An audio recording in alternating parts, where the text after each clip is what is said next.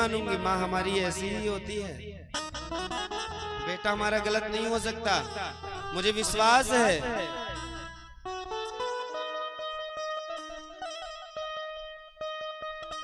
लेकिन बेटे समझते नहीं हैं, वो माँ के विश्वास को तोड़ते रहते हैं। बहुत सारे विद्यार्थी हैं जो बाहर पढ़ते हैं,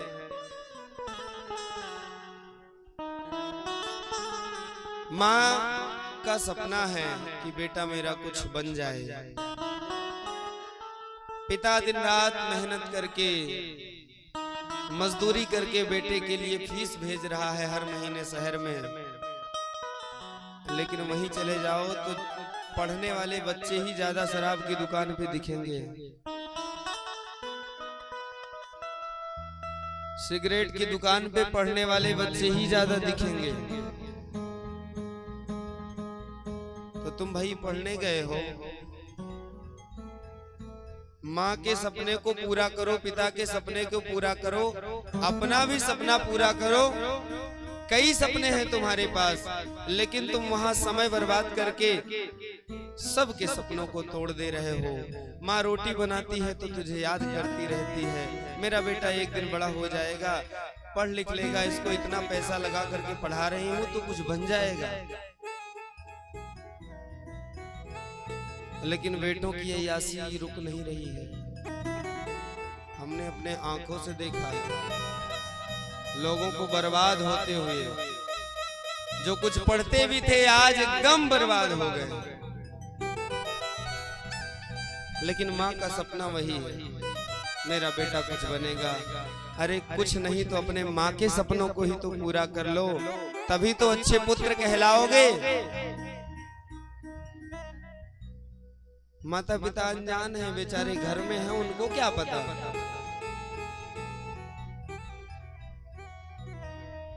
लेकिन अब ध्यान देने की जरूरत है। बोलो राधे राधे।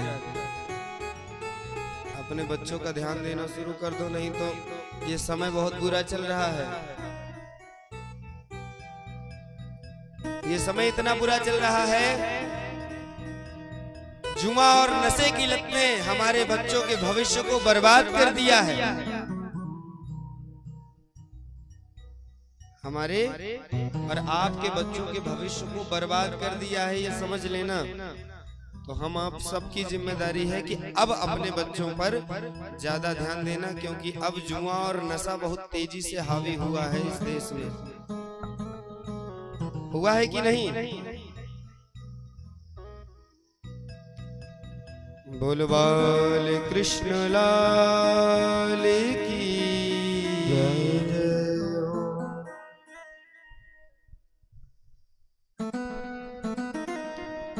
आप सब अपने अपने बच्चों का ध्यान दें, नहीं तो वो ही कल के भविष्य हैं। कुछ ज्यादा नहीं कहेंगे, वही कल के भविष्य है। आज आप खूब धन तो इकट्ठा करने में लगे हो, कमाने के लिए खूब दूर दूर तो जा रहे हो, खूब पैसा तो इकट्ठा कर रहे हो, लेकिन किसके लिए कर रहे हो? उसी बेटे के पास यदि संस्कार नहीं रहेगा, आपका बताया हुआ रास्ता नहीं रहेगा, तो वही बेटा एक दिन जो धन तुम कमा रहे हो वो एक दिन में उड़ा देगा।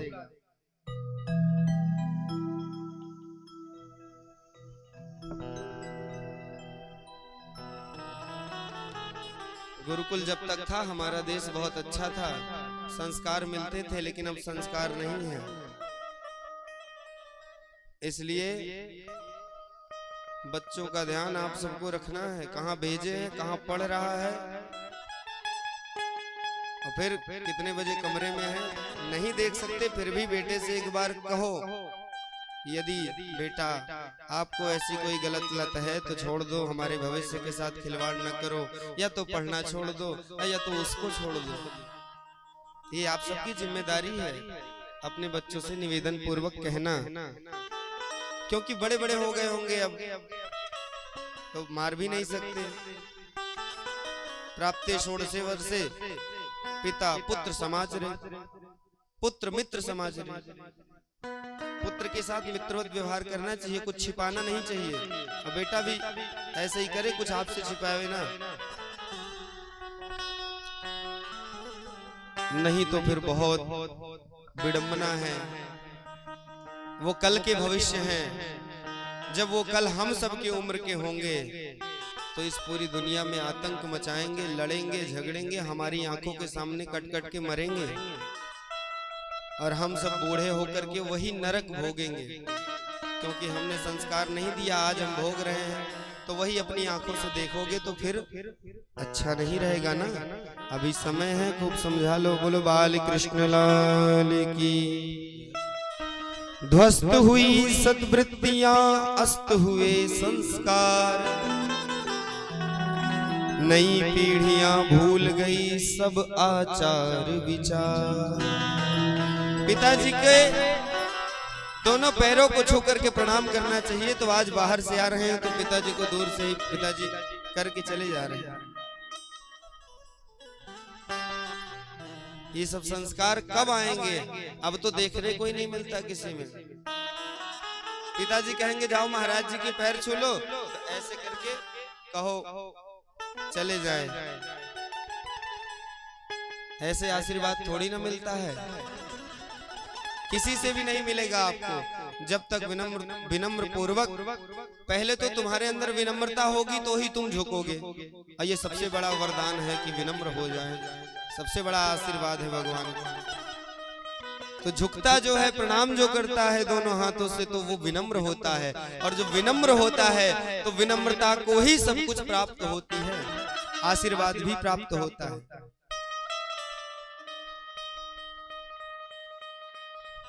बोलिए बाल कृष्ण लाल की। तो ध्वस्त हुई सद्वृत्तियां, अस्त हुए संस्कार, नई पीढ़ियां भूल गई सब आचार विचार। ऐसी वो आंधी चली इस पूरब के आकाश, नग्न संविदा हुए कैसा हुआ तमाश। ऐ समाज के पहरेदारों, रोक लो इस तूफान को, बचा सको तो अभी बचा लो अपनी बिगड़ रही संतान। नहीं तो ये ऐसी आंधी चल गई है ना, सब अनुभव कर रहे हो, किसी को बताने की जरूरत नहीं है, एक बार ही आप सब समझ रहे हो। ऐसी आंधी चली है कि कल को रोना पड़ेगा। बोलो बाल कृष्ण लाल की।